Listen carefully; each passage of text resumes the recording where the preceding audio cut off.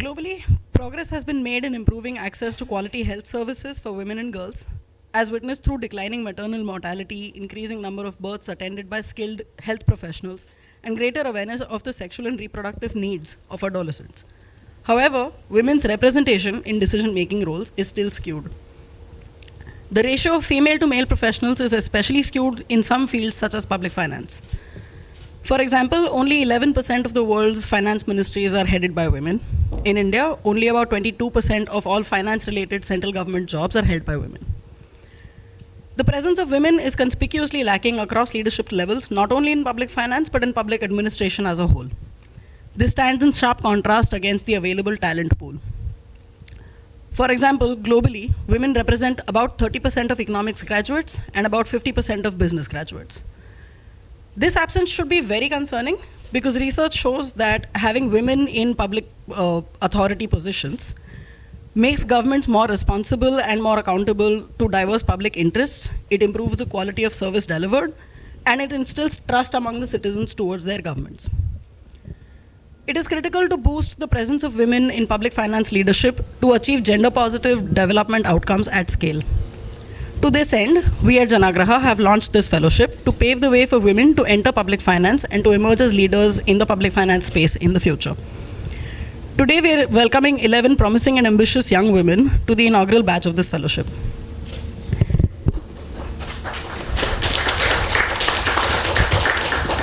These 11 fellows will be working on-site with state-level urban development or finance departments. We have currently signed up with 5 government partners: Uttar Pradesh's Urban Development Department, Assam's Department of Housing and Urban Affairs, Odisha's Finance Department, Tamil Nadu's Finance Department, and Punjab's Department of Governance Reforms. We are grateful to the E-Governments Foundation and the Center for Effective Governance of Indian States, CGIS, for partnering with us to host fellows in Punjab and Tamil Nadu, respectively. The mentorship provided by the teams at both these organizations will help our fellows to build a solid base for their professional growth. We would also like to welcome our friends from CGIS and eGov today.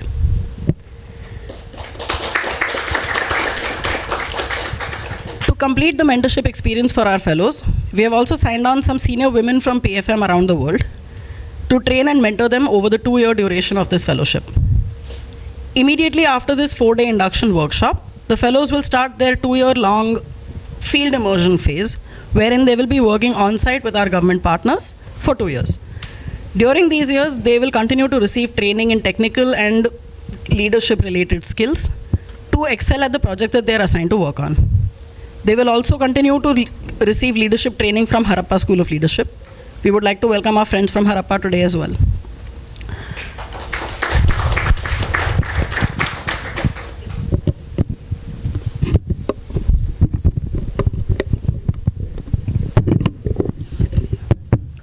At the end of 2 years, the fellows will graduate with skill sets significantly stronger and much more diverse than their impressive profiles already contain. You may refer to the profiles on the walls here. To inaugurate this induction workshop, we will be hosting a panel discussion today featuring 5 stellar women from government, philanthropy, and academia. On the panel today, we have Dr. Yamini Atmavilas. She is the founding president of the Udaiti Foundation, where she currently is engaged as the President of Strategy, Data, and Applied Research. She is a gender sector and philanthropy leader with a PhD in Women's Studies from the Emory University. In her 18-year career, Dr. Atmavilas has built impactful partnerships in philanthropic, public, and social sectors. Earlier, she has led portfolios on gender data and what works initiatives, health systems research and evaluation, and women's economic empowerment at the Bill and Melinda Gates Foundation. Dr. Atmavilas has also headed the Gender Studies area at the Administrative Staff College in Hyderabad, providing policy research, advisory services, and capacity building on gender policies, gender budgeting, and gender data, as well as monitoring and evaluation initiatives across South Asia. Dr. Atmavilas is an expert on evaluation, research, and capacity building in human development, including health and education, gender, and economic development. We extend our warmest gratitude for your presence here, Dr. Atmavilas. Also among us today is Ms. Bharati Das, a 1988 batch Indian Civil Accounts Services ICAS officer. She is a former Controller General of Accounts in India. As the Controller General of Accounts, that is the CGA, Ms. Das was the principal advisor on accounting matters to the Union government. She is responsible for establishing and managing a technically sound management accounting system and preparation and submission of the accounts of the union government. She was also responsible for exchequer control and internal audits for the central government. Prior to that, Ms. Das has served as the principal chief controller of accounts in various bodies, including the Central Board of Direct Taxes, the Ministry of External Affairs, the Ministry of Home Affairs, and the Ministry of Health and Family Welfare. She was also a director of the Ministry of Civil Aviation and a deputy secretary in the Ministry of Road Transport and Highways, as well as the Ministry of Ports, Shipping, and Waterways. Thank you for giving us your time today, Ms. Das. I would also like to introduce Ms. Shobhini Mukerji, the Executive Director of the Jameel Poverty Action Lab, JPAL, a South Asia Regional Center. Ms. Mukerji has worked with more than 20 state governments and central government agencies as part of her work at JPAL. She has co-authored with Abhijit Banerjee and Esther Duflo, among others, on a series of large-scale randomized evaluations on highly impactful foundation literacy interventions in India, which is now on its way to positively affect over 60 million children across India and Africa. Ms. Mukerji is on the advisory committee of the community Jameel and also serves as various expert committees reviews of research on funding proposals. With a master's degree in social research methods from the London School of Economics, she has extensive research and evaluation experience ranging from designing and managing large-scale primary data collection and analysis to providing advice to organizations and governments on research design, monitoring, and evaluation strategies. We welcome you, Ms. Mukerji. Finally, I would like to introduce our host for the panel discussion, Ms. Apula Singh. Apula is a manager with the Public Finance Management team at Janaagraha. She is spearheading the Women's Fellowship in Public Finance for Cities and working with the government of Uttar Pradesh in reforming municipal budget processes. She has also worked with the government of Odisha on the design and implementation of a performance management platform for solid waste management. Prior to joining Janaagraha in 2018, she was working with Haryana's government's Chief Minister's Office on varied priorities.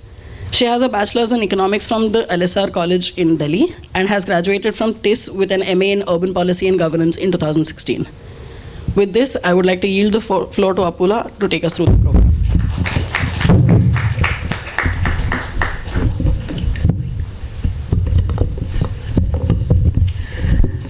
Good morning all again. As you've heard in the welcome address, Janvi spoke about the scale of gender inequities, the role of inclusive planning and budgeting in elevating those inequities. She also spoke about research on how women in leadership positions with the voice and agency to influence decision making can potentially augment positive gender outcomes in future. Building up on that, we have a very distinguished panel joining us today for this inaugural panel discussion to the Women's Fellowship in Public Finance for Cities. They bring in with them many years of experience in research and academia, philanthropy, and government. During the course of this discussion, we will talk about why these gender inequalities continue to persist, why it is important to bridge this gap, and the role of women in leadership positions in general and particularly in PFM, and what pathways can be created, whether institutional or otherwise, to further women's leadership in the domain of public finance. We will ask each of these panelists 3 questions based on their experience, and we would request you to limit your response to about 5 minutes for each of the questions. Followed by this discussion, we will open the floor for 15 minutes of Q&A with the audience. We would encourage you to share anecdotes from your work, your personal experiences, as well as your institutional learnings to enrich the conversation. We have an hour for this conversation overall, so without any further delay, I'll dive straight in. We'll start with you, Dr. Atmavilas. You worked extensively on women's economic empowerment with an illustrious career at PMGF and now at Udaiti Foundation. What, in your experience, perpetuates these gender gaps? Why are we unable to bring gender parity in human development indicators like health and education, as well as economic indicators? Over to you, ma'am. First of all,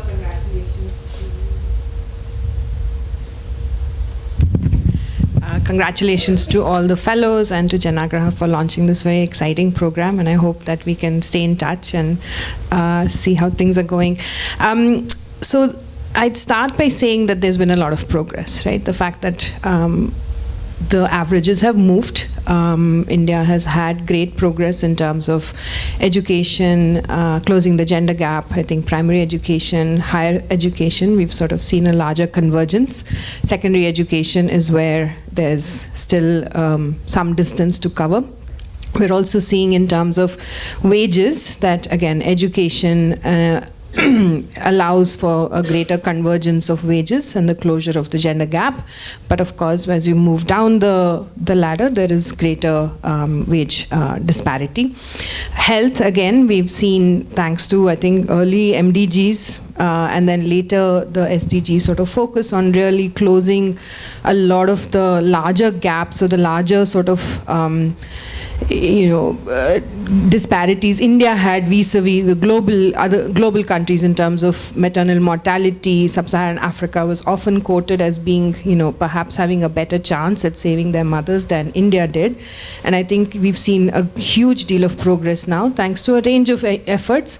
It's both economic growth, it's income sort of progress, as well as obviously government programs, policies that have targeted some of this. So I think there's been a lot of progress, is what I'd say.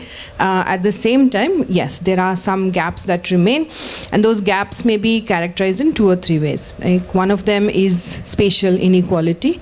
There are deep pockets of inequality around the country, as we've seen sort of averages, greater sort of movements, and I think cities are now becoming, again, sites of where that inequality starts to show. You see great wealth and you see great inequality and great deprivation. And I think that focus, focus on urban health has become a huge sort of indicator for us, right? That there is something wrong with how we are, the systems are really creating equitable opportunities for everyone, even with urbanization, which again is seen historically as one of those that unshackles a lot of historical inequalities from rural areas. So that's one, and I think there is a lot of gender disparity, both not just in terms of maternal health, but in terms of access to schooling, access to quality schooling, access to quality healthcare, expenditure on healthcare by parents. A lot of these are sort of becoming huge markers that we need to monitor to actually understand and make sure that we don't reverse the trends. The second sort of big inequality is on subgroups, right? Social, like populations. Marginalized populations are seeing a lot more. I think that gap between the mainstream, what we would consider sort of middle class mainstream, and certain community groups, and the SC, ST, Dalit, Muslim sort of populations, I think you're seeing a lot. In fact, although I think on Muslim population, you're seeing a lot more in terms of progress in terms of sanitation, gender, educational attainment, and so on. But there are other kinds of gaps in terms of, say, getting equal opportunities to employment, for instance. So I think what we're seeing now is that we have to go deeper. We have had many decades of going wide and trying to create universal systems, universal coverage mechanisms, and those have helped and particularly some targeted programs have helped move up a lot of, close a lot of these gaps.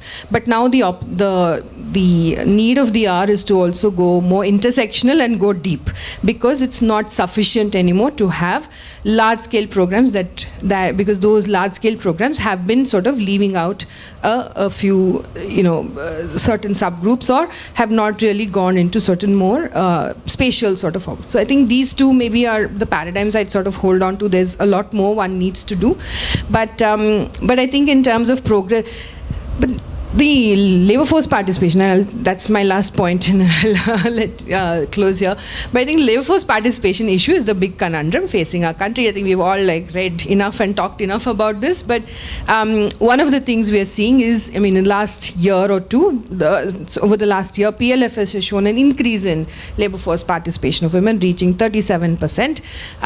But if you look at the quality of work, and I think this is where that attention to both quality as well as quantity, effectiveness. Like, we have to get deeper beyond just the representation numbers and beyond just the attainment numbers. So when we get into quality, you're seeing that a lot of that increase in numbers has come from agricultural labor, and this is hard, drudgerous manual work.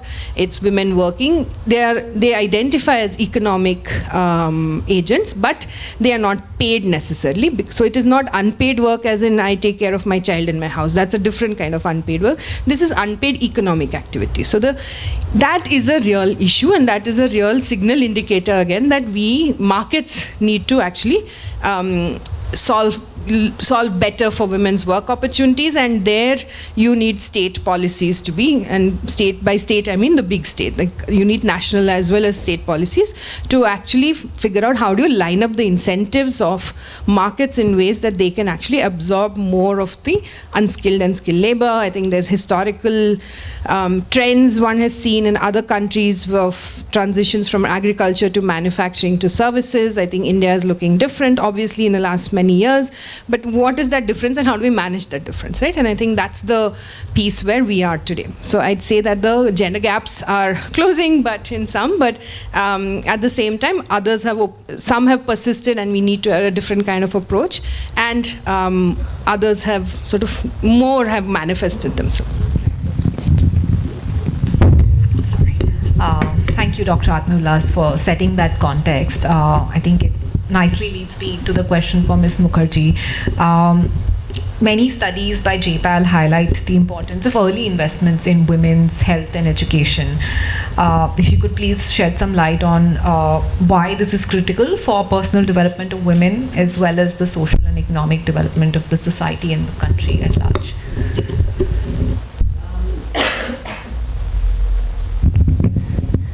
So Yamini, I think, did a great job in sort of setting the context and articulating all the different challenges.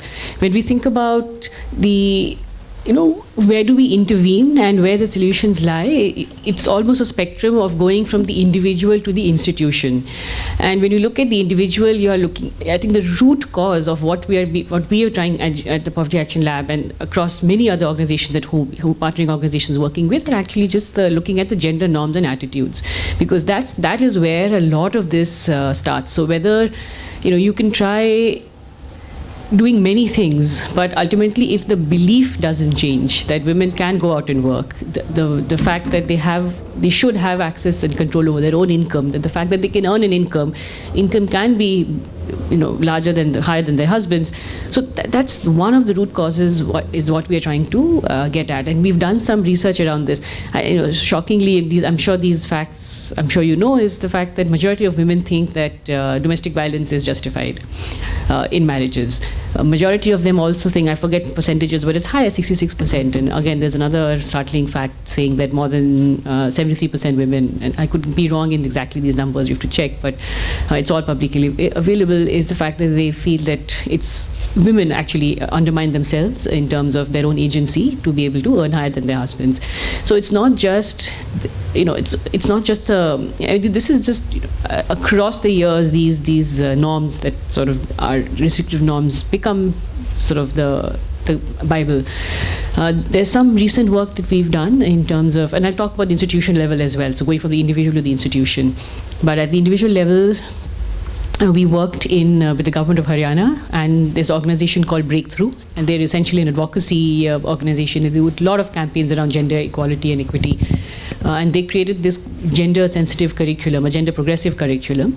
And this was sort of embedded within government school textbooks for adolescent boys and girls from the ages of 11 to 14 in government schools in Haryana. And these are boys and girls who've probably, in government schools, who have gone through a co-educational 12 years of schooling, but have sat next to each other, but probably have never spoken to each other. A majority of the teachers in these schools, government schools, are also male. So you are not only teaching a gender-sensitive curriculum in a group discussion format to boys and girls to talk about breaking down some of these gender norms and attitudes, but also training the government school teachers to be able to they also have to change their own behaviors and their attitudes to be able to impart that curriculum. And it's we've done this experiment took place, I think it was a 2-year period several years ago. I forget exactly which years, and then it's been now maybe 3 or 4 years since then. These kids are 18, 19, going to college, and we've seen higher proportion of girls going to colleges in the treatment group as compared to the comparison group. So Poverty Action Lab, we do randomized experiments. So we have a comparison group and a treatment group because we want to establish causality to the program, to say that this works because of this program. And then what we've seen, more progressive attitudes across both adults and boys and girls, but we've seen that it's been higher for the boys, the progressive attitudes, because their self-belief in their agency. So girls still has been a little bit lower than the boys, though we've seen progressive attitudes in the treatment group as compared to comparison group, but it's been lesser than the boys because I think girls have been weighed down by the fact that can I really change this outcome for myself. We've done follow-on studies to look, it's a longitudinal study now, it's been 5 years I guess, and we're looking at whether these attitudes remain, they stick, and what are the kinds of decisions and investments the families are making towards the girls are making for themselves as well as the boys. We've seen lesser incidence of dowry in the treatment group as compared to comparison group. So there are many other attributes. We're now looking at working outside their homes, looking at agency, looking at freedom to travel, all of those aspects, and there's very interesting findings that we are seeing and persistent findings that we are seeing. This is now being scaled up by governments in Orissa and in Punjab. Punjab, we were able to sort of translate the curriculum as is, break through along with the government. In Orissa, we had to completely adapt and redo the entire curriculum because the kinds of issues were different, the kind of examples were different. So a lot of adaptation had to happen in Orissa. So this year it's gone as a supplementary textbook, but next year it's going to probably go into all. And what I mean by embedding is that in social science, in English, in your across all subjects, science, these are examples and conversations that are getting embedded inside textbooks. So it's not something, it's mandatory and it's being infused everywhere. So it's not something that you will pick up and teacher feels like teaching, they will teach. It's a part and parcel, and these textbooks have a chapter, separate chapters, but also within the, across all the chapters, they've embedded this. So this is just one quick example that I can talk about, but at the institutional level, there are, when you think about what needs to change, you have, I was just jotting down some points, Yamini, when you were speaking. At the institutional level, actually at a personal level, I'll just complete, I won't talk about it now in the evidence, I can talk about it later, is just control over their own choices and their control over what they spend their money on. So it's a very large program that we are working with in Bihar with the government, which is graduating the extremely poor, ultra poor women-headed households out of extreme poverty into a social security net. And this is based again on research that we've done over several years with the NGO called Bandhan Konagar, which implemented a BRAC model of graduating the ultra-poor out of extreme poverty and these are women-headed households. And we found that, and post the research, we found persisting gains.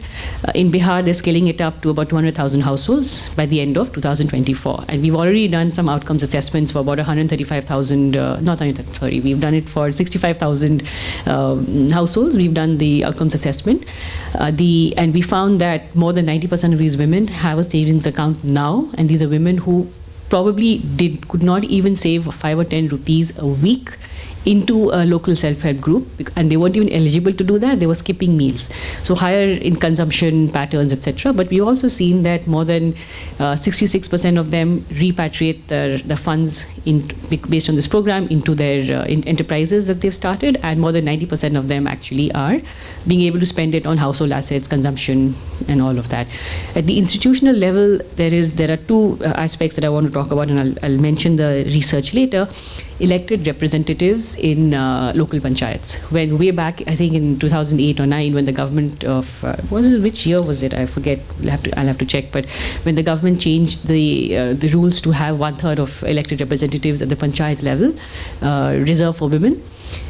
Very interesting effect. So I'll talk about it later, Apula, before you knock off my 5 minutes. But this shows the kind of investments that elected representatives bring in a leadership level to sort of say what the community requires. And it's different kind of investments that men and women make. And I'd love to talk about that later.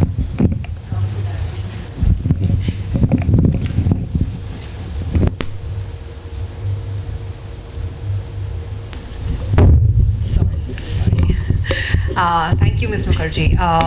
You highlighted the fact that the investment that governments make can be quite critical in maybe bridging some of these gaps. So who better to talk about this than Ms. Das here? You've had a great career in the government, working, 34 years of working with the government. So perhaps you could shed light on the important role that governments can play in reversing some of these gender gaps and promoting equity through inclusive policies and practices. So if you could talk about maybe a few innovations particularly in public finances that have been introduced in governments, particularly in the Government of India, that have aided in bridging these gender gaps. Thank you. It was a very insightful and thought-provoking talk by Shobhita and very informative by Yamini. So I am really not so knowledgeable about the grassroots work they have done, and I have tremendous respect for them and their organizations. So congratulations to both of you. And thank you, Janaagraha, for inviting me. When I was told that they have started a scholarship for young girls in the public finance management, I wanted to ask them why now. But I see that they are already all over with women in public finance management. This is just another feather in their cap. So they are doing tremendous work. And though I am not so proactive like both of them or your organization into women work, I'm very emotional about it. So I'm very happy and glad, and I thank you for inviting me to this forum. Now, coming back to the question which she has asked me, I would first of all like to clarify that unlike your organization where you may recruit women to work in public finance management, public finance is an integral part of every scheme of the Government of India. So it is public unless there is financing and unless there is monitoring of the finance and seeing the outcomes and outputs and outcomes, there cannot be any achievement of gender parity. So it is all over. You cannot specifically say that what has public finance done.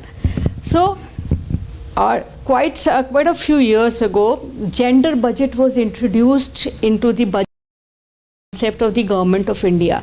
The intention was to provide for women in the schemes.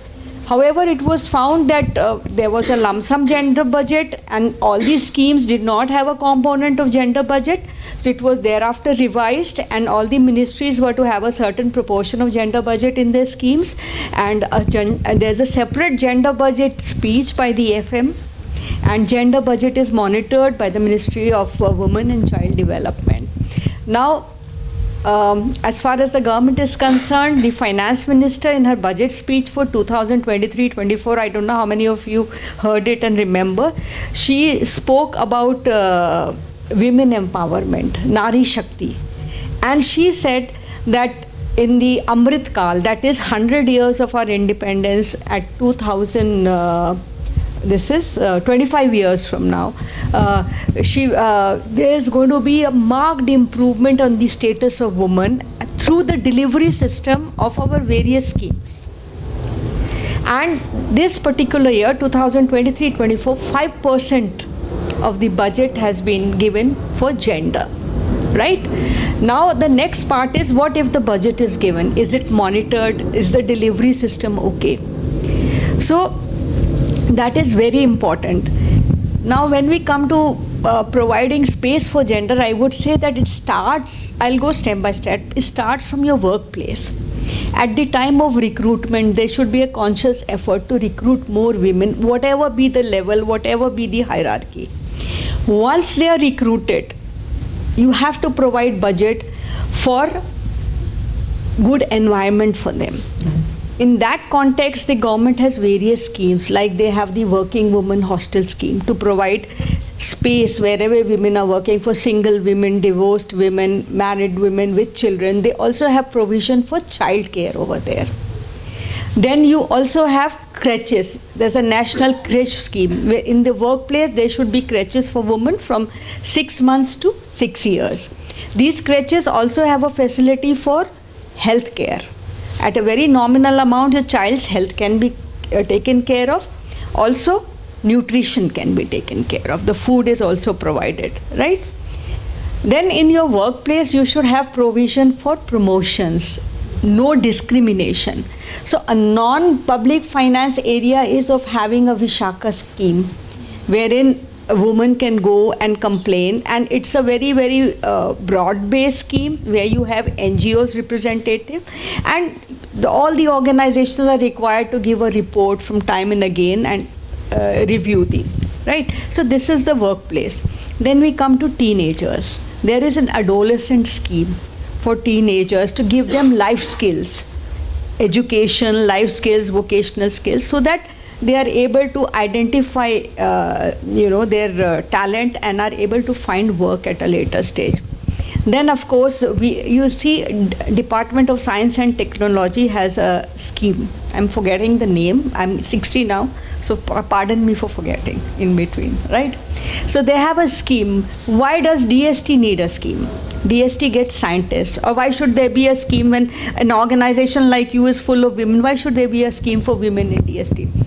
What happens, like she said, in our society is that scientists who are highly qualified and who can really contribute to the nation give up their jobs, often very early in the career, to look after their household, to look after the children. This scheme is to encourage them to come back and contribute at an appropriate time where they can, right?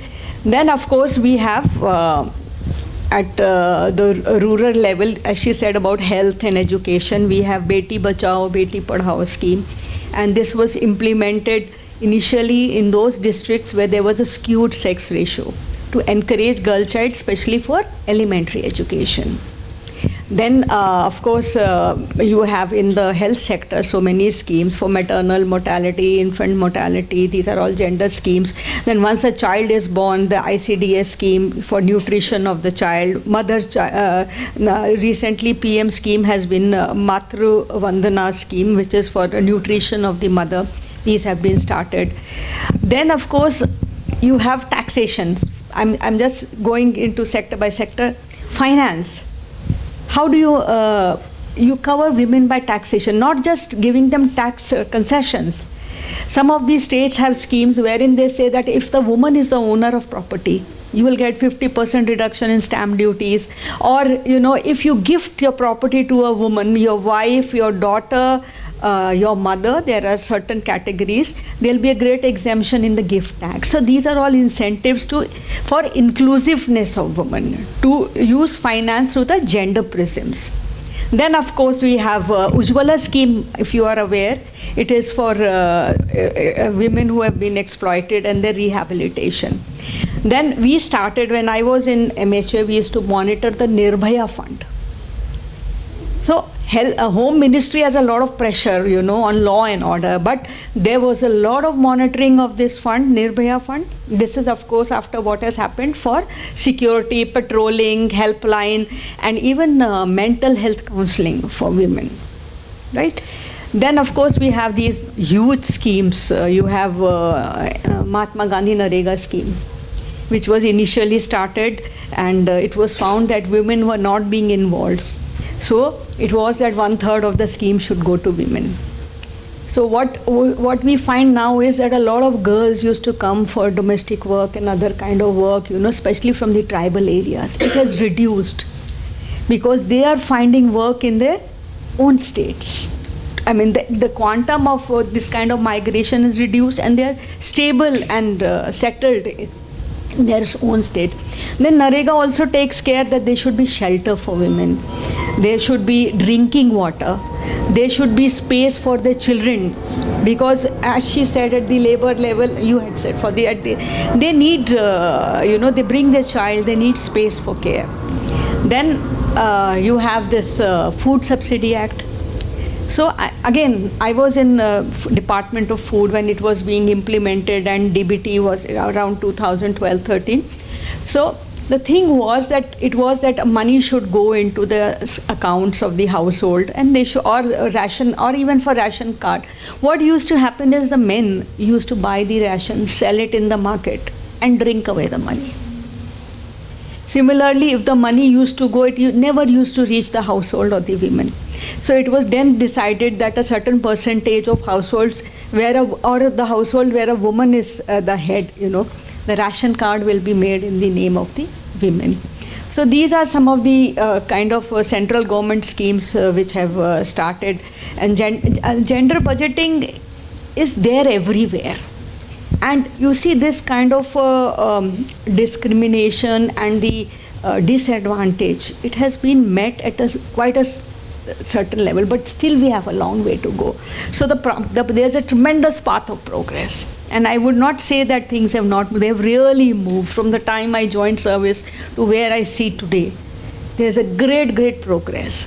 But still, being the country of our magnitude, and as she said, there are areas of development, there are areas where you cannot reach out or you reach it, intra-state variation, intra-district variation, intra-country variation. There's still a long way, and I'm sure you girls, when you work, you will be able to give your inputs also on how to improve it. So thank you. I hope I haven't exceeded. No worries, ma'am.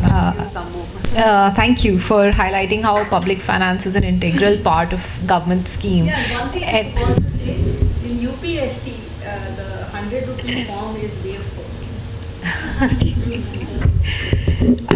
Thank you for introducing us to so many government schemes and how each of them, and there are many more I'm sure, how each of them factor in gender parity. It's inbuilt, like you said, gender budgeting needn't be a separate concept, but it's how weaved into every scheme that the government undertakes. So now moving to talking about how perhaps if there were more women in leadership positions throughout maybe these schemes or other areas, how they could further some of this agenda on gender parity. I'll start with you here, Ms. Mukerji, taking forward on the point that you were actually highlighting earlier about the research that JPAL has done on women panchayat leaders tending to make more gender inclusive policy decisions or investments in infrastructure like say drinking water or roads which affect women more. So if we were to also zoom out from that study, perhaps you could talk about how women can make more equitable resource allocations and how we can make a stronger case for bringing in more women in decision-making roles, especially on matters relating to formulating policies and allocating financial resources. It's a very So Apula is very broad, so I'll try and answer some of it, but I think I would love to hear from the other panelists as well. So I'll give you two quick examples that we've, just taking a step back, we are talking about women in leadership positions, but we have to also understand what that really does. What do you gain by bringing women to the table and the kind of decisions that they take? And what we've seen, there's enough research now to show that the downstream impacts of having women at the table in decision-making roles, it has direct impacts on better outcomes for their families, better outcomes for women in general due to mentorship, due to role modeling, as well as the investments that they make in their in the education and nutrition for health and nutrition for their children. So and there's enough evidence, I won't talk about this, but there's lots and lots of evidence that talks about these direct impacts. But then there's also there's enough that also talks about, like I said, agency, empowerment, and the fact that once women have wrested control over making these decisions for themselves, only then do we see the impact. So there is some backward linkages to the norms and attitudes.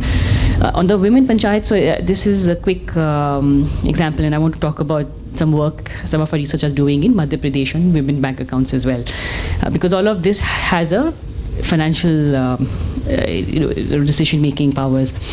So when this is 1993, when the Constitutional Amendment Act had taken place, it was not really enforced. So when our researchers they did this study across 2-3 states in India, and Rajasthan and West Bengal were two of the states where they did this research to look at which states are following the 1/3 reservation for women, and what is it that leading to.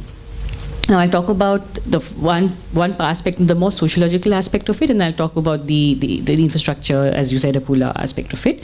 And at that point of time, I think the question was that does a politician's gender identity influence the policy decisions, and in which way?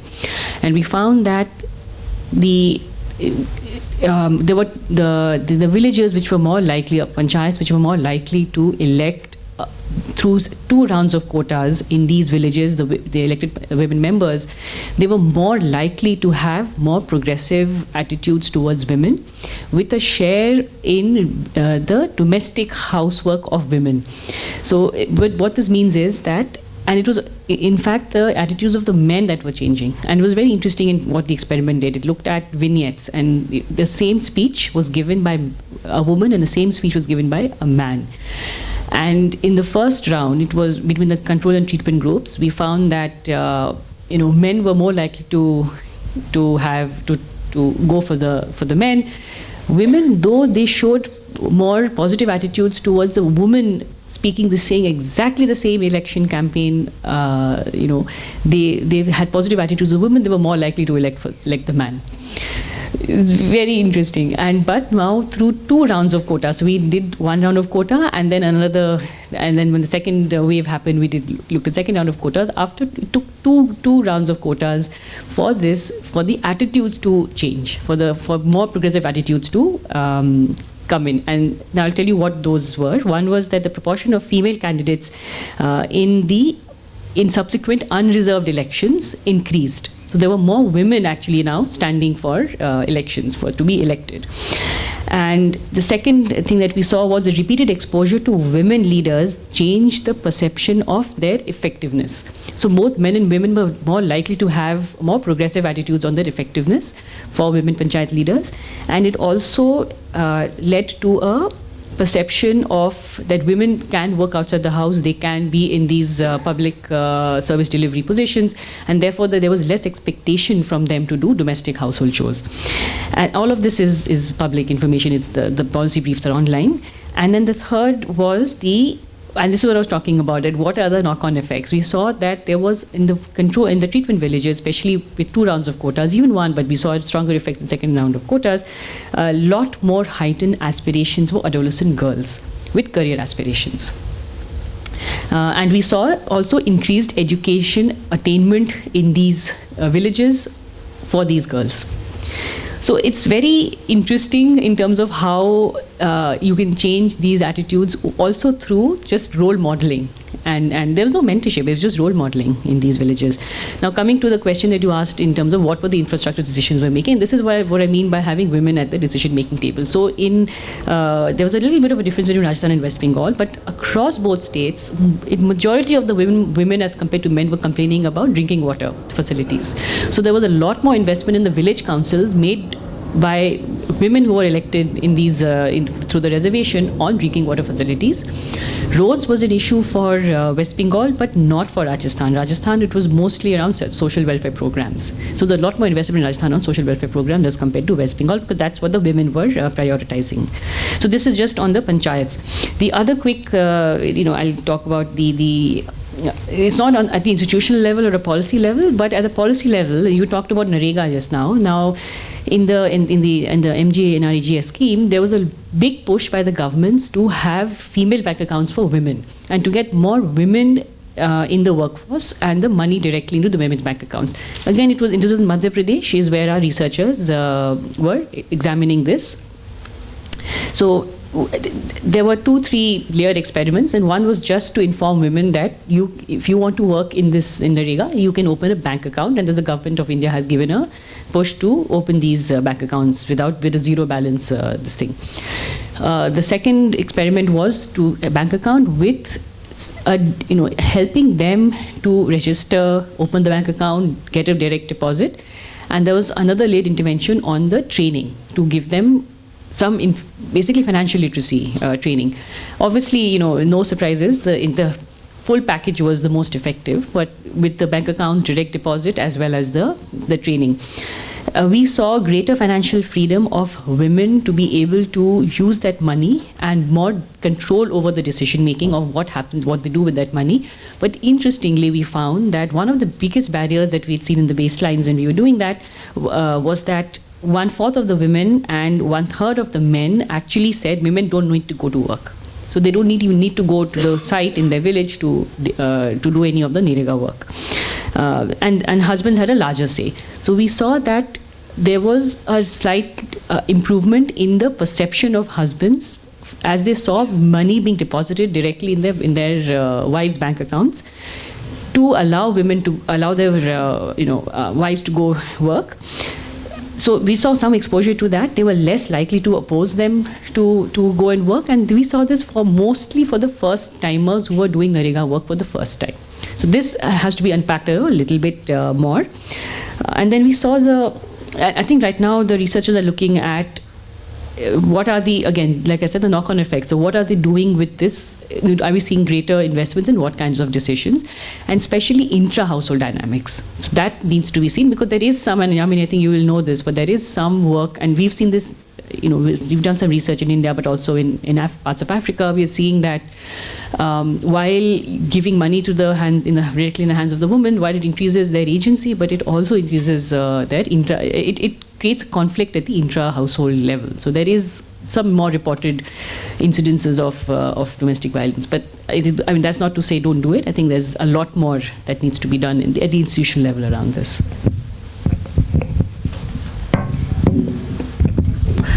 I think the entire case explained very well how women in leadership positions can cause a lot of positive knock-on effects and lead to better outcomes in general for the women themselves or also their societies.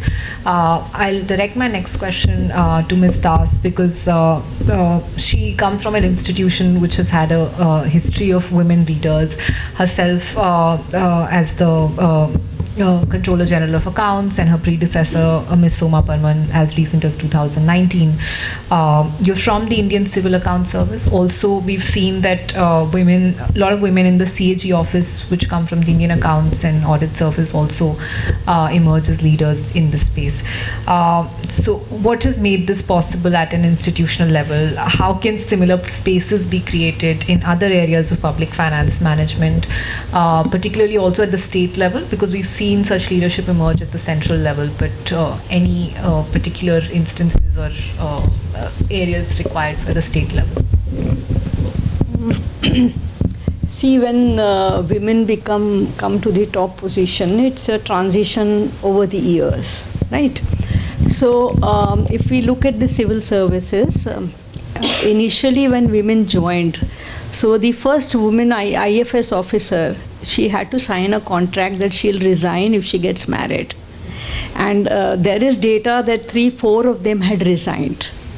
So we have come a long way from there. And if we look at today the youngsters who are getting into the service, they are interested in their own job profile, their own aptitude.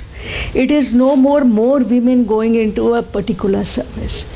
You will find them all over. Even in the state government, you will find ASP, sub-inspector, a lot of women, and even in CRPF, in the Black Panther, which is a highly technical and difficult battalion of there, you will find women. So this situation has changed. And women you will find all over. Now when we go back to accounts, so in our generation when we joined the service, you will find a large number of women, whether it's in railway accounts, it's in defense accounts, it's in civil accounts, audit accounts, or P&T accounts. These are the account services. Now compared to other services, finance or account services were very stable. The threat of transfer was very limited in them. So it had a kind of stability, and it also ensured, it may not sound very appropriate, but in terms of matrimony, if you get married to an engineer or a doctor or even a professional, you were posted to big cities, and therefore you could manage. If I am wrong somewhere, Shri, correct me, but this is a woman's perspective of joining, right? Huh? So he's my batchmate. Okay. So when you joined, it was that, okay, you looked at the future, that there will be less of stability when you have children, you will be able to manage with your husband, you will be posted in big cities. That's one factor. Second factor was the nature of work. Public dealing at a lower level, of being exposed to a lot of sensitivities. It was felt that women are, people wanted their daughters to become teachers or doctors. Within the service, it was something like joining the account service. It was, clean, safe. That was one. The third thing is your career prospects. So I come one by one, a woman, her household, matrimony, then in terms of safety, security, vis-a-vis other services. The third was career prospects. For women, there are tremendous career prospects in the account services, going by the trajectory of women joining for the reasons stated. Nowhere else will you get an opportunities, to branch out within your service career, take study leave, go and specialize in finance, come back, go to World Bank, IMF, ADB, or even after retirement, join big organization. It's only because you have this expertise in your domain area, you're not a generalist. So this also is a very important factor in a lot of women joining and the finance services. As far as the current generation is concerned, there is no such criteria. They are all over. They are the women particularly, they are very dynamic and very smart, and those considerations are not there. The boys are also very supportive. The boys, they marry. So there's no such issues like that. But account services are very good in terms of your career prospects. And even for central deputation, there are the financial advisor posts everywhere in any organization, whether it's a PSU, member finance, in the headquarters, and you will find a large number of people going on assignments and coming back to IMF, World Bank in terms of career program. So I'm being honest about it. Thank you. Thank you. Can I give a very quick personal anecdote? It's quite funny. So, Bharati, I love what you said. And this is when, for instance, I'm in my 40s now. And when I was in my 20s, trying to think about, what sort of career opportunities are available. And we're completely lost and clueless, 21, 22-year-old. So, MBA karna hai, ye karna hai, wo karna hai. So, I settled on advertising. And my whole family, male members in my family were in uproar. My cousins and all, and we are mostly all, most of my cousins were all male. They said, no, this girl can't go into advertising. The highest number of divorce cases in advertising. I was like, I'm 21. I'm not. It's a different thing that I didn't do my MBA or advertising, but not because of that reason. But it's really funny to think about how people think about what is stable as a career option and why. Yes, I'm talking about 20 years ago. Thank you for sharing so candidly about the institutional as well as personal reasons for the service, for being in the service. I'll turn to you, Dr. Atmavilas.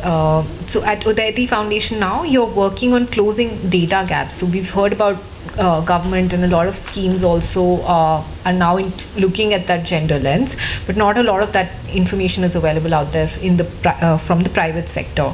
And the foundation's work on the private sector gender tracker and toolkits is truly one of a kind. What have been some of your early learnings from this work and your other works on improving both evidences as well as evidence-based decisions? How can this agenda be furthered? Very big question, and I'm dying to build on some of the responses that have gone before this. But let me start with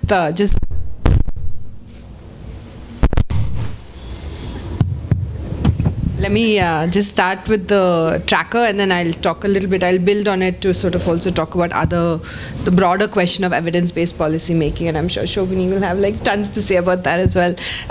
But essentially, I think having worked for almost 20 years on government technical assistance, both at BMJF as well as at ASCII, extremely policy-oriented. Right? I was crazy about policy personally, and I just thought this was the best career to have, to just hang out and be on committees companies and do evaluations. In fact, you talked about the PM Matritva Vandana Yojana. It was when it was IGMSY, we had led an evaluation of it. And I think one of the learnings is that a lot of it changes, right? I think in pilot form, even with government pilots, there are beautifully designed programs. And at that time, there was a planning commission. There was a lot of working groups and involvement of think tanks, civil society organizations, experts to really design programs. And I think that journey of a scheme is also something to always bear in mind, because what ultimately goes and becomes a large-scale program is more, maybe, correct me if I'm wrong, Bharati, but 9 times out of 10, a pretty watered down version of it, because there's so many, dots to, T's to cross and I's to dot, I suppose, and many other sort of considerations to bear in mind. But having done that, I think despite all that we say about the lack of indicators, a lot of things around lack of denominators. If you take every program, DBT transfers is a really good example. It's a numerator based number, right? Like you have 50 lakh women, you have 50 lakh women. You don't know, I mean, we'll derive the denominator in terms of eligibility, but in the public domain, when you go to a website and look at it, it's a lot of it is just how many last month we added so many more, this month we added so many more, and so on. So I think, but despite all of that, when I sort of moved and sort of looked at the private sector, because I thought it might be, just interesting to look at what is out there by way of gender data when it comes to private sector, which is responsible for at least 70 to 80% of jobs in India, right, overall. And so it's trying to see how do you influence this other giant sort of sector and decision maker in the country to actually close those gaps. I was stunned to see that there's hardly any data out there in public, right? And so what we ended up doing is, while you have about millions of companies, I think it's not a small number, the MSME sector alone is huge, but even when we took large corporates, let's say you take the top 2,000 companies that are listed on the National Stock Exchange, so very much went with, like we landscaped the entire universe, but said let's go with the formal sector and let's go with the big ones, right? Like start at the top. There was really very limited information. You have lots and lots of news reports. You look at some industry report, somebody puts out something else, then the Bureau of Labor Standards puts out data, the Ministry of Corporate Affairs puts out data. None of it is triangulated. No one is sitting and like just putting it all together. And we thought, wouldn't it be interesting to just understand, create a database of these 2,000 companies, 2,100 companies, because there you have named, you have the companies named, right? The same way we have districts named. I think all of it was around how do you create some identifiable actor in the system, right? Otherwise, you're always looking at the women. You're always looking at the recipients. You're always looking at the employees. But how do you, I think the theory of change, why we work, we love government and we love, because there is an actor you can influence, right? There is an actor who has taken the responsibility for either design, delivery, or outcomes, and you're able to sort of figure out where in that chain do I need to have the greatest influence. And so that's where data becomes a starting point for those of us on the outside. Anyway, so I think that's where we started looking at it, and we found it, I mean, quite shocking that not only is there no consolidation of this, we actually had to go report by report. We went through like 8,000 company reports of the last 4 years, and none of it are in the same format. I mean, now I think I have so much appreciation of government and formats, because the first thing you do when it comes to data is like we create the format, right? And we all think, oh my God, we're so involved in formats, we're not even thinking about outcomes. But let me tell you, it's like the beauty of a format and a standardization is something that's not to be discounted. So we found each report had reported things in different ways. Something is a table, something is something else. You cannot use an ML program to just pull the data. So what should have taken us maybe a few hours or a few days took us about 6 months, because you had to literally sit with commerce graduates, because these are company reports. You can't just have some data entry person sort of look at it, because you have to be interested in this report, otherwise you have fatigue. So anyway, it's a bit of a longer story, but essentially that's where this all started for us, to say like what's the new database we can create in the system that might be interesting and add value and really push decisions in a different direction than what we normally do. And I think that's where sort of this database came into being. And because these were the top 2,000 companies, you could expect some gender data, right? It's also this piece of like, where are you likely to get this reporting? Because there are international investors, there's ESG sort of mandates, and so we started. And what we found was basically you have data on representation, but all of it is completely differently reported. Sometimes it's permanent employees, sometimes it's temporary employees, sometimes it's permanent workers, and we don't know. The distinction is just, ultimately we realize the distinction is just at the level of income. So casual workers. So you start to sort of build this database, and you start to sort of understand a picture that's very different from what the aggregate picture tells you. Anyway, that's how the Close the Gender Gap tracker came into being. And right now it's formal, it's only these companies, but this year we are planning to add medium-sized companies. But for that, it's not like you have a direct source. So I think the creativity is in trying to figure out what's the right source and what might be interesting metrics for us to look at. And much like work with the government, I think for me that's the template, or in my mind maybe, I think you realize, okay, how do I get the decision maker to change? And I think a lot of what both Bharati and Shobhini have talked about is you can have a lot of grassroots sort of mobilization and work, right? But for large scale change and large scale impact, that actor who has decision making powers, and that's why your fellowship is so exciting, because you are within the belly of the beast, right? You are going in there and you're trying to understand and sort of reach out to different pieces and norms, and trying to understand, how do I understand how this works and how do I rewire it? Maybe for some of you it may be about gender, for others it may be just about a new accounting system, it could be anything, right? So I think for us, that whole idea that, okay, who has power in the private sector? It's CEOs, it's boards, and this is a very far journey for me personally, because I think I've always seen myself as part of more grassroots work, but I think intellectually it became a really interesting sort of challenge to see how do you create a new sort of paradigm where you're able to shift decisions in other ways and leverage power systems, right? Because I think what we've all sort of figured out, whether it's within the household and changing power within the power dynamics within the household vis-a-vis, the marital couple or parents and daughters, or it's within communities, or it's within organizations where you have supervisors, you have bosses, you have to figure out, it's all a diagnostic of power. You're trying to figure out who has power. Do I want to work incrementally, like make little shifts? So I could do a lot of training, build women's capabilities, sit with the managers and say, okay, let me de-bias you, and then, in that small system, there can be some change, right? But you can also think of transformative change, which is where I think that's the 10-year horizon for a lot of us. How do you create big scale change? And Janaagraha has mastered this in so many ways. And I think we're all fans of Janaagraha for this, because the play is long term, right? You do a lot of incremental things, and those keep us going. You have to have little things coming up. So I think for us, this Close the Gender Gap also became that. And so we had a lot of coverage where we were able to sort of show which are the sectors that have made progress even in the last 3 to 5 years. And we found, again, BFSI was a good player, right? They have 20% women.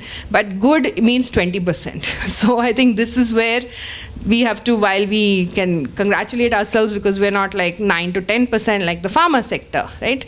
But you're also not 40, 50, 60% like IT sector. And why IT remains the Kerala of the private sector, remains the outlier, remains the and so how do we get others moving? So healthcare is another one we're working on. And I think you have multiple theories of change. I think we're trying to figure out what could be that stroke of the pen change versus what could be, for example, the women on boards, right? Companies Act that requires women on boards. So 99% have one woman. When I try to look at how many have two, it drops to half. When you look at how many have 3, it's 11%, right? It just drops. And so I think we have to continuously be really smart about numbers, right? It's just out there. You're just trying to slice and dice it in a way that gets impact, that maybe sets up the next question for us. It may not be the answer yet, but it actually sets up the next question. So I think there have been efforts in the past to go to Ministry of Corporate Affairs and say, can you include one gender metric? Because I think making data possible can be the start of something. It's never the end of it, but it's the start of something. So I mean, looking at the efforts we've made, in fact, we wanted to actually scale it up with someone else, but I think we're not yet at scale with 2,000 companies. You have to build it out more. But I think our thinking is in multiple directions. How do you get, the availability scaled up so we don't spend 10 years just setting up a data system? But then how do you also simultaneously leverage good champions, people who are willing to actually champion this change? And there's enough, if you just open the newspaper, there's enough people talking about gender in the workplace, especially now, right? The great even in the IT sector, you've seen the great resignation, you're now seeing the return to workplace, and then another some kind of a big change happening. And so to go to Bharati's point, even as women who are more privileged and have economic power and have positions within the formal sector and large organizations, I think one of the big learnings has been that both workplace parameters as well as private household social norm-based parameters make a huge difference. We saw the Great Resignation was led by, the burden of childcare, for example, or at least some part of it could be attributed to the care burden that women face. And being at home, you're not able to juggle it all. And now that whole care piece, I think, is one of the biggest ones that emerging for us in a big way as we build this work. Not because women, there are women who can afford care, right? But how do you scale that? In a country where the majority of the workforce is in the informal sector, we can no longer only say, okay, we can't say this is enough, but we have to take a segmented approach. We can't say we want one size fits all, but you have to say what works for whom. And I think there you find a pretty large vacuum in specific sort of solutions, because again what we're seeing is now we're looking at auto manufacturing. How do you get women into have more than 10-12% of the workforce? It's a very different issue than, say, how do I get IT women to stay at work, or how do I get healthcare, get more women in leadership in healthcare. So I think the big learning has been the disaggregation piece, that we have to really be very specific, even as we create our shelf of scalable or universal sort of ideas and solutions. I want to talk a little bit about the gender norms piece, because it's something that when you talk about gender, it comes up and there's only two types of reactions. Either people want to talk about it more, or they're just like okay, we are so tired of hearing this, right? And so I think one of the two points to make. One, gender norms is not just within the household and community. States, markets, norms are everywhere, right? Even markets discriminate. So why do we have so much de-bias training? That's become like the hot thing, because people hold biases and systems hold biases, right? This beautiful example you gave of you need to sign that if you get married, you're going to leave, right? The fact that so I think that itself is a pretty institutionalized form of a gender norm that probably today would have been pretty discriminatory. But the same, by the same token, norms continuously change. And so the fact that particular thing went away, right, that conditionality goes away. The fact that you have more delayed age at marriage now. You have, stroke of the pen. You have laws that changed, inheritance laws. So there are big tools like this that are available to society that continuously challenge and change norms. So I think I don't want us to feel disheartened that we'll do all this work and then at the end of the day we'll hit the wall with gender norms and we have to really think through what is it that will change it. But I think there's big epochal shifts that have happened in our country over the last few decades, and they've happened in the US over the last many decades. They still don't have maternity benefits and leave, for example. So I think one can start to map inequity in different contexts, and they just look very different because of who has had the greater voice. And I think the role of civil society, the role of grassroots movements, organizations, Janaagraha started in some ways from that. I mean, if I may, being a Bangalorean, I've sort of seen the history. I think you start by being a little bit of a lone voice, and you're trying to sort of shift things, and then you sort of move more and more towards the center. So I think I think those are my 2 or 3 big insights. I think on evidence-based policy making, that's the last piece. My sense is we're seeing evidence based is a bit of a misnomer. Evidence informed is good enough, is a good enough place to get to for us, because there's many things that goes into policy making. There's political exigencies, there's budgets, there's contemporaneous, there's other sort of competing priorities, there's other sort of things that go into actually shaping why a policy becomes shaped a particular way or is a priority versus not. Otherwise, I think we'd have had many more if evidence was the only sort of, but how does evidence get into that mix is the key piece of it. And I think for myself, I've sort of moved away from more of the traditional evaluation methods, which I've also done and been part of that world for many years, to sort of say that we need quicker, smarter, we need data systems that are evaluative.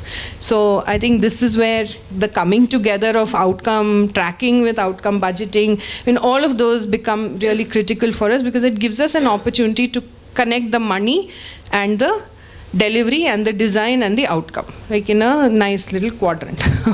I mean, some years ago, I don't know, some of you will be aware, but certainly the more grey-haired people in this room will be aware that we had something called a results framing, RFD sort of mechanism, which on paper sounded great, worked for a little while, led out of the cabinet secretariat, but so I think we need a little bit of that kind of framing. Like, do we want to be based on results, or do we want to be based on equity and inclusion? Like, I think we need a particular sort of something to anchor. Otherwise, we can do a lot of things in multiple directions and not go anywhere. So I think for me, the evidence-based policymaking is really, or evidence-informed policymaking is really about having the right data, but also having the right voices, and then putting the right narrative together. Because if you take this example of our Close the Gender Gap Tracker, it was just data. We didn't collect any data. We just organized it in a way and said, okay, let's organize it around a gap as opposed to progress, right?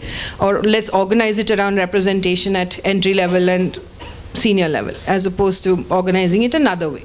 So I think it's all about thinking about who the audience is and how do we actually build that. And there maybe I'll take one example of, because everyone talked about Manrega, and at BMGF, we worked very closely with Jivika and the self-help group programs around the country, especially in the empowered, what they're called now, the EAG states, the former EAG states, aspirational states now. But I think the idea of collectivization, and I want to sort of underscore the importance of Jivika beyond political sort of reasons for why you have you have a country investing so much in organizing women into groups, right? And I think Jivika and Madhya Pradesh, I mean, there are a lot of really interesting examples of how these all get connected. So one of the impact evaluations that I led of Jivika, of the NRLM program a few years ago, showed us that incomes went up due to Jivika, not because of women using those loans for livelihood activities, but women collectivized to access benefits and entitlements. So Manrega was one of the biggest drivers of that change in income. So I think thinking about taking a more governance lens when we think of evidence, and sort of think of what are the right 10 questions that I want to ask of a particular scheme, like a Jivika, really requires going deep and understanding what is Jivika connected to. You can connect it to women's empowerment, which is the sort of paradigm that we hear about, it framed in terms of. But I remember many years ago, 2011, when I was at ASCII, we actually did an assessment of SERP. The SHG program in Andhra Pradesh was called SERP, right? And so we looked at where is the greatest concentration of the SERP women's groups, and did anything change on gender, and found almost nil correlation, other than daughters' education. Which is a benefit that Shobhini talked about with respect to PRIs. So, but when you looked at sex ratio, you looked at other sort of dimensions of, age at delayed marriage, etc. No. So the group, because the mothers in the group did not change a lot around the normative structure because of the way because they didn't have that much power at that point in time. But now you see over 10 years, 20 years, 30 years, as they connect with Panchayati Raj, as they connect with benefits, as they connect with, take on other tasks within the government, sadly much of it unpaid, but as they take on a more social and a more public role, you start to see a greater shift. So I think this is where the stream of evidence becomes, I know you asked me about evidence, but I think the evidence is in all of this. It's not just some data out there or some study out there that's giving us evidence. It's how do you actually understand and get the intelligence of what a program is about and create the right kind of narrative around it, using data, using your rigorous evaluative tools and so on and methods, but making sure that you're bundling that in the way that's most salient for the beneficiary, but also to the sponsor, the public sort of owner of that program. Thank you. I think none of us want this conversation to end, but we're almost out of time. So I'd just do a quick round of closing remarks from each of you. If you could just take 2 minutes to close before we take questions from our audience here. So I'll actually just, since you were on a thread here talking about different sectors, health, the work with India Inc., if you could just close by talking about any suggestions that you have. You've worked in different sectoral interventions on promoting gender parity, say in health or India Inc. If you would have any suggestions on how we could promote leadership of women in public finance, for instance, any lessons that you take from your sectoral work particularly? So maybe 4 bullets. One, need to have leadership intent. So whoever, whether it's an organization level or a sector level, there has to be someone that is a champion for having women in public finance management. That this is an intrinsically important thing. Second, the whole idea of sponsorship. I think we talk about mentorship, but I think the idea of sponsorship, of having someone within that organization for that first cohort or second cohort or third cohort who's interested and invested in that journey and sort of seeing the so what of it. Otherwise it's just, okay, there's, as you said, there's more women everywhere, so why do we need a fellowship program now? And so I think to establish the value of that, one needs to have somebody within the system who's interested in it and who's a champion of it. The third I'd say is I think this whole idea of, how do I put it, in the sector we talk about KRAs, like in the different sectors, that you need to have some, again this is connected to having the sponsor, it's that there is an organizational or a sectoral result this is tied to, whether it's shifting HR or whether it's shifting the quality of decision making and the quality of budgeting, accounting, etc. Right? So I think having a bit of a hook, whether it's this or that.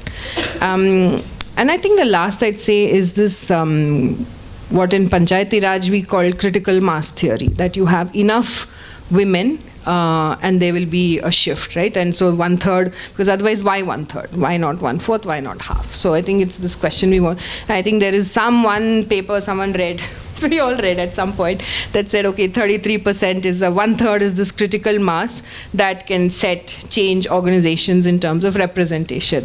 I don't know if you read. Evidence informed, yes. Yes. And so, so I think this, bearing in mind that, while a fellowship cohort is created, like how do you, rather than going wide, do we go deep and make sure that within the same 5-10 departments that there is a greater critical mass, more and more of these cohorts coming in? Does that create the critical mass and therefore then change things for the better? So. Thanks for that advice, Dr. Atmavilas. Next question to you, Ms. Mukerji. What role can think and do tanks like ours and market players play in promoting and implementing some of these gender inclusive policies and also practices? I did very two quick points here. I think Yamini's talked a lot about making it someone's job, and I think it's very important to have internal champions across institutions, because otherwise it doesn't get done. And if there's no one person whose job it is to do it, and if we don't have leadership at a leadership level, people are not invested, it's never going to happen, and it goes for across the board. The second, I think for think tanks particularly, I think it's a they need to make a commitment to when we talk about data, to have more gender disaggregated data, because otherwise again it's an invisible problem. So this is something that we did very early on in JPAL. We've got global initiatives at MIT, and I think I forget now how many millions of dollars is given out in grant funding. So it's across all the initiatives. It's now a mandate that we need gender disaggregated data, whether or not it doesn't need to be an outcome, but we need to have that data disaggregated because it is cross-sectoral, it is intersectional. So it's every aspect of your life you will have to be able to engage with this aspect. So I think that's the other very important point. In terms of just policies, it's the kind of policies that are being made, and I think all of you are in a very important position in the various departments. I was talking to some of you before this that you're in, is looking at applying not just a gender budget. You don't need a gender budget to apply a gender lens. Just applying a gender lens to the policies that you are making or looking at or advising on or supporting. I think that's very important, because the way you would think when you talk about, and this is, we say there's no silver bullet. Technology is not a silver bullet. And why is it technology not a silver bullet? Is we say it, and I'm switching tracks, but it holds here as well, is because you have to put it within the context within which it is being infused. And here, human behavior, communities, the human-centered design is very important. So therefore, applying a gender lens to everything you do is equally important. And that's something that I really do want all of you to keep in mind. So I'll keep it short.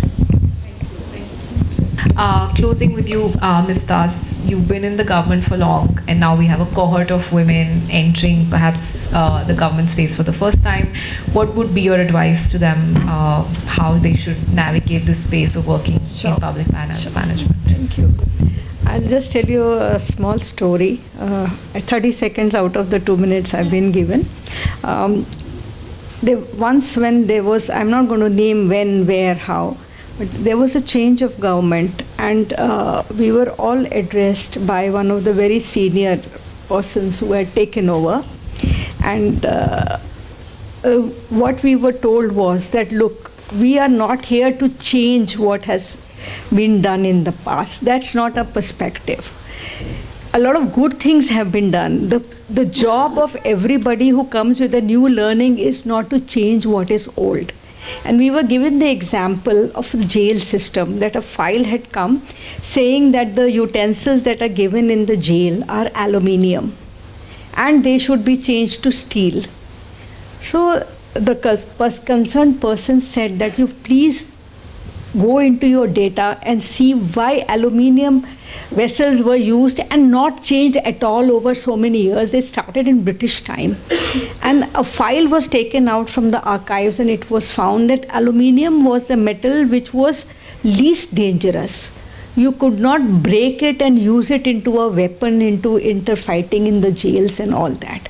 So out of this story, what I want to tell you is that you will go and start working with the state governments with new knowledge armed and new technology. But don't discount what the local person there knows. He has been working there for years together. You may not like what he says, you may not accept, but don't discount it. Keep it with you. At the same time, there is a possibility he may not be very receptive to what you are saying, he or she, whoever is there. Keep doing your work. What is important is you show the work, your reports, your data, your figures. I have had young, professionals like you attached to me in the health ministry, and young girls. I'm talking about girls right now. Huh? So, and you start becoming receptive when you see the work they do. Want to show them your work, you please have a data, data and visually attractive data which immediately hits. Now coming to data, the next point I would like you to do is be armed with your IT. Try to suggest wherever you can have an IT system to track the data. As she said, data organization is a big issue. There's a whole lot of data which is not organized. You see what the data is there and take out information from there. Data mining is also very important. IT is very important. Similarly, as both of them said, that it's a focus on it's not gender budgeting, it is focusing on the gender. If you are working on projects or even urban affairs, see, there may not be budget over there for the gender, but see that the labor force and others, how they can be taken care of. So this is how, your importance will not be immediate. You will gradually see your own growth and also your receptibility to the people you are working with. Don't go for quick fix results. You'll see your own growth. You will come out very confident, and you'll see those little changes you make in the gender and otherwise during your work, this thing, right? So, and of course, last but not the least, be a role model. Inspire the people who are working with, whether it is women or men. Women have that soft skills. They have their adaptability. When you do that, you will take out the best from your team who are working with you. So be a role model in terms of work, in terms of interpersonal attitude, in terms of teamwork, everything. And use data, IT data. Thank you. Thank you. I think we'll quickly take 2 questions. We've already heard the lunch bells. So any 2 questions maybe? Anyone would like to? Okay.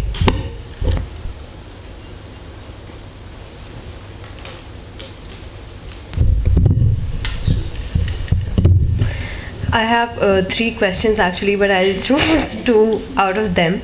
So one is with respect to inclusion and diversity. So we are seeing a lot of corporates are also really championing the cause, and but if we go into the details and the kind of reasoning they are giving for including women, or for that matter including other minority groups, people with disabilities, so the kind of reasoning, it's twofold. One is on principle basis that equal opportunities should be given, and second reasoning is a pragmatic rationalization of including women, how it's a strategic decision that if you include women in the workplace, how it will be profitable for the business, and how it's actually a means to an end.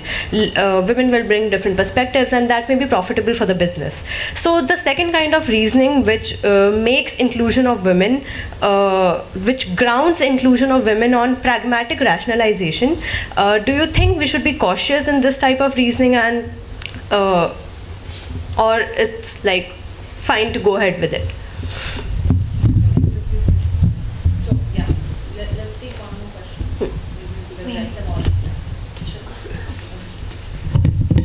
So my question was like, you said, that when we are talking of gender budgeting, like it's in every scheme. So we need to apply, a gender lens to everything. But let's say I did an internship in municipal finance and I saw many of the, the urban local bodies budgets. Now the budgets, for example, they included, let's say, the receipt from these schemes, the receipts are to come and the expenditure has to happen here.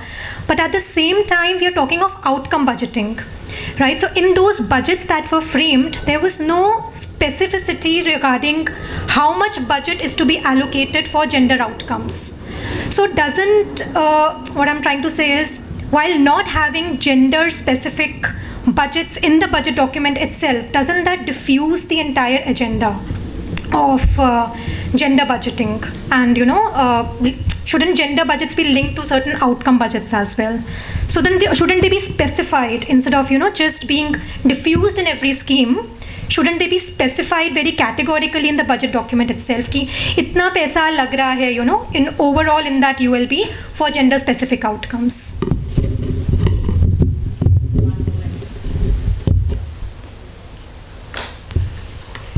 I have 2 questions.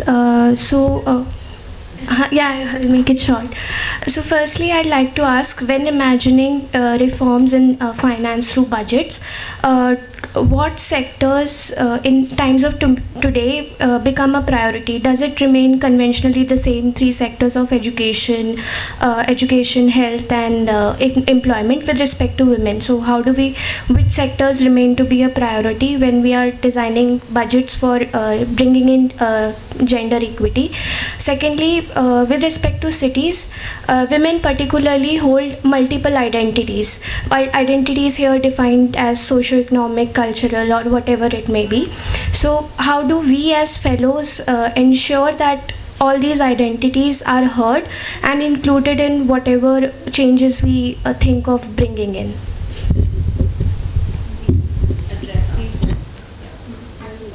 About gender budgeting, I'll just answer first. Gender is all over, as we discussed. So I'll give you an example. In your municipal budget, you may be having a budget for women toilet. Okay, you may be having a budget for women relaxation rooms in offices and things like that. At the same time, you may not have a budget for taking care of the labor at the site.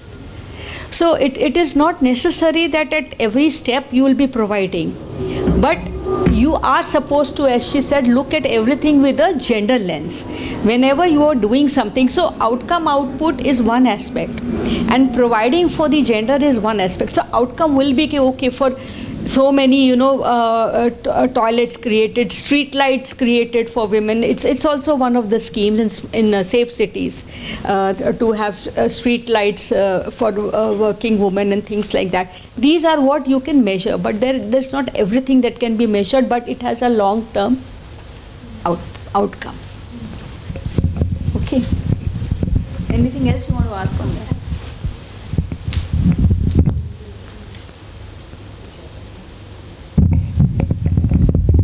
I think I'll just add to what Bharati said. I'm not a gender budgeting expert by any means, and I think what I mean by I just want to make one point here, that when you apply a gender lens, I think you understand what is missing, and you rightly have pointed out what is missing. But ultimately, I think the more you go into, so I think there's a danger to saying just focusing on, and it's not an outcome. I will separate, because of being from the evaluation side, I will separate outcome versus output.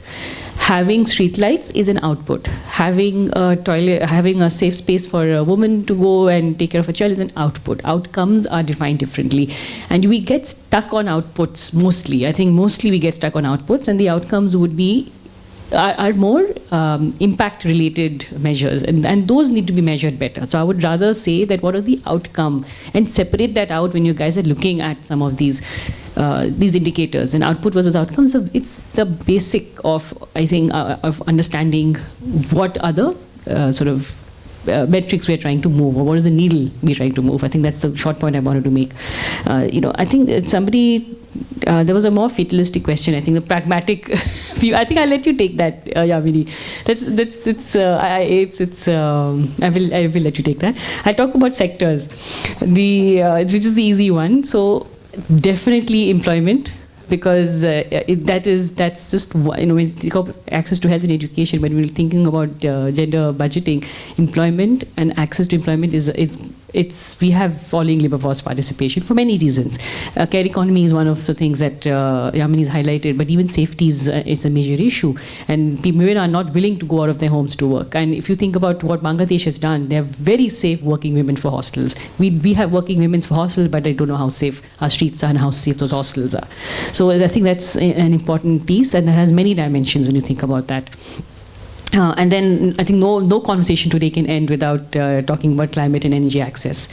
That's another important aspect for many different reasons. I don't want to get into it here. We can chat offline, but it's an intersectional piece that is going to affect education, affect health, affect productivity, among other things.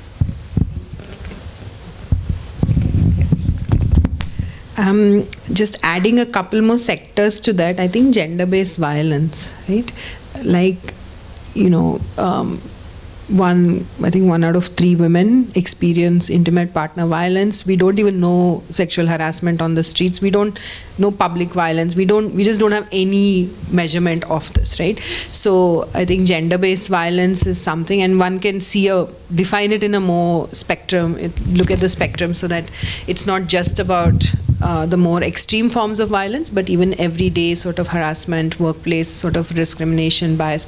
This just goes, and public safety, I think just linked to public safety, but even just understanding what is happening. I think we all know this, we all have experienced it, but there is nothing out there that we read that says, okay, India, this is the percentage of sexual harassment Indian women face. We just don't have that info. So I think just gender-based violence. The second, I'll pick up something Shobhini started out with, which is institutions.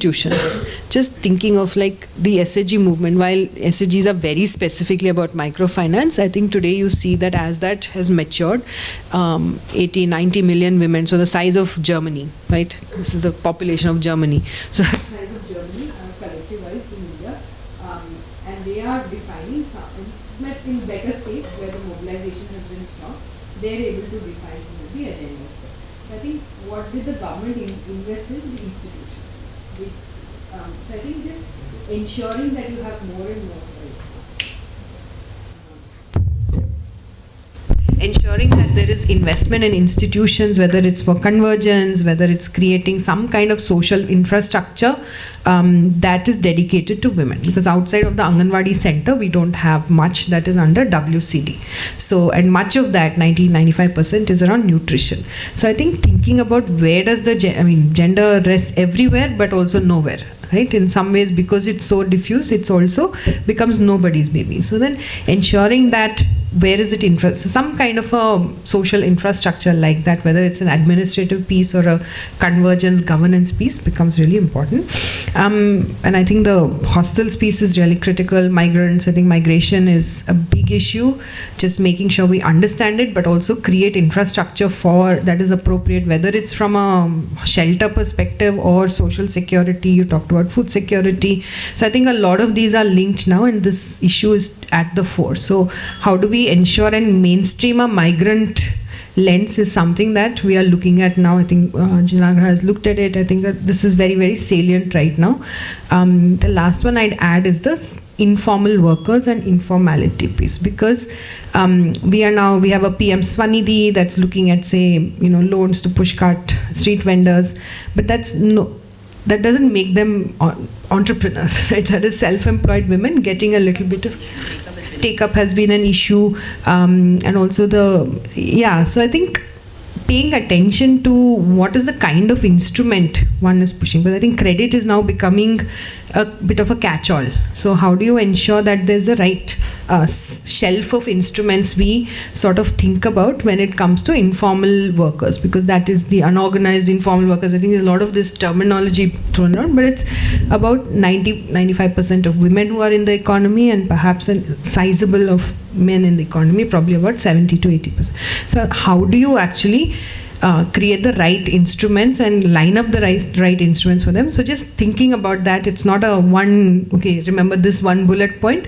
but just thinking about, because at the end of it, we want informal workers to access the benefits of the formal system without the costs of the formal system, right? And so we can go into this in some other session, perhaps have a more discussion, but I think to me this is one of those that's very, very critical. On the intrinsic and instrumentalist, so I think that's what you're coming to. I think we have to believe in the intrinsic, we have to tolerate the instrumentalist, right? But I think our work has to push us towards the convergence and say, okay, we want even the ones who only want business cases, etc. It's okay if that's what they believe and it's getting them to put 1/3 targets for women. Let's go with it, but let's not get carried away with it and lose sight of why we are involved in that conversation. So I think that's the sort of where I would land, because you can't expect everyone to have the same values as you, especially market, right?